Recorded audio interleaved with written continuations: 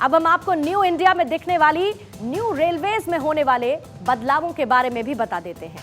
सबसे पहला और बड़ा बदलाव, इलेक्ट्रिफिकेशन ऑफ रेलवे ट्रैक्स। इसका मतलब यह है कि रेल शुरुआत में कोयले से चला करती थी, आपको याद होगा, बाद में फिर डीजल से चलने लगी और अब न्यू इंडिया में रेल नेटवर्क इलेक्ट्रिक हो जाएगी। दूसरा बड़ा बदलाव, एक्सपैंडिंग रेलवे नेटवर्क।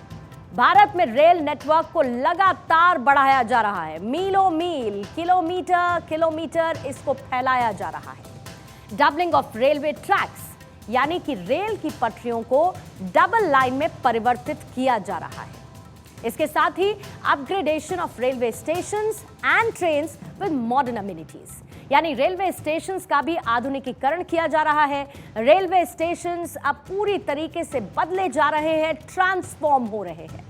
पांचवा बड़ा बदलाव, introduction of semi high speed trains. Bharat में बनने वाली ट्रेनें सेमी हाई स्पीड की है, मतलब इनकी रफ्तार 150 किलोमीटर प्रति घंटे से ज्यादा है। एक और बड़ा बदलाव है ऑटोमेटिक सिग्नलिंग मैनुअल सिग्नल से, यानी कि ऑटोमेटिक सिग्नल्स की तरफ अब हमारी रेलवेज शिफ्ट हो रही हैं। Implementation of UTS mobile ticketing app, यानी टिकट लेने की प्रक्रिया को भी अब डिजिटलाइज किया जा रहा है।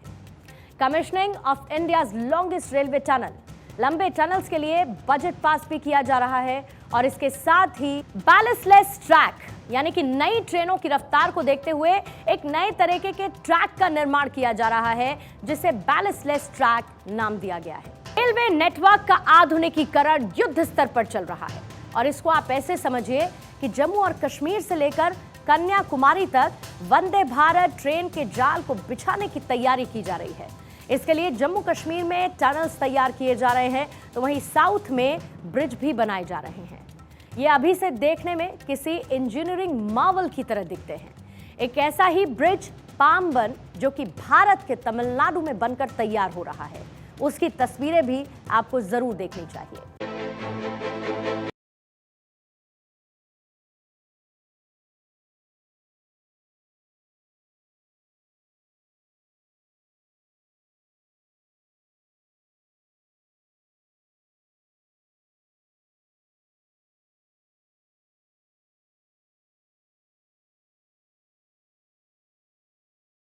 भारतीय रेल में वंदे भारत और नमो भारत जैसी ट्रेनों के जुड़ जाने से अब गरीब वर्ग भी एयरप्लेन में मिलने वाली हाई क्लास फैसिलिटीज के साथ यात्रा कर सकेंगे।